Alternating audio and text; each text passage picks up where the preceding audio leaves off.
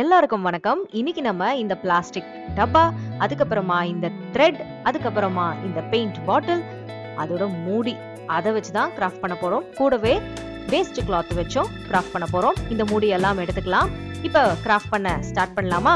ரொம்ப ஈஸியா ஒரு போஹோ ஸ்டைல்ல நம்ம வீட்டுக்கு தேவையான ஒரு ஸ்டோரேஜ் பாக்ஸ் மாதிரி இதை நம்ம வடிவமைக்க போறோம். தொடர்ந்து பாருங்க.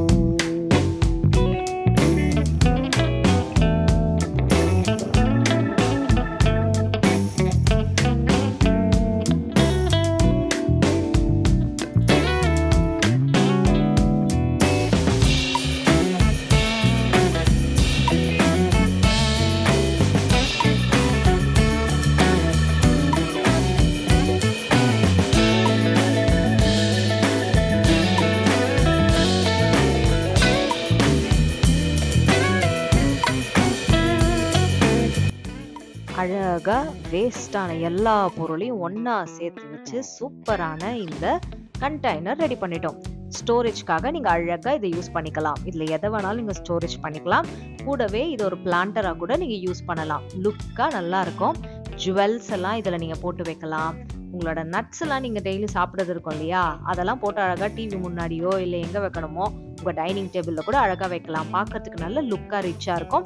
சோ இந்த ஐடியாவை நீங்க ட்ரை பண்ணி பாருங்க. அடுத்த வீடியோல சூப்பர் டூப்பர் கிராஃப்ட் ஐடியாவோட உங்களை சந்திக்கிறேன். அதுவரை டாடா அண்ட் பை பை. மறக்காம இந்த வீடியோவை லைக் பண்ணுங்க, கிராஃப்ட் பண்ணுங்க, ஹாப்பியா இருங்க. Bye by.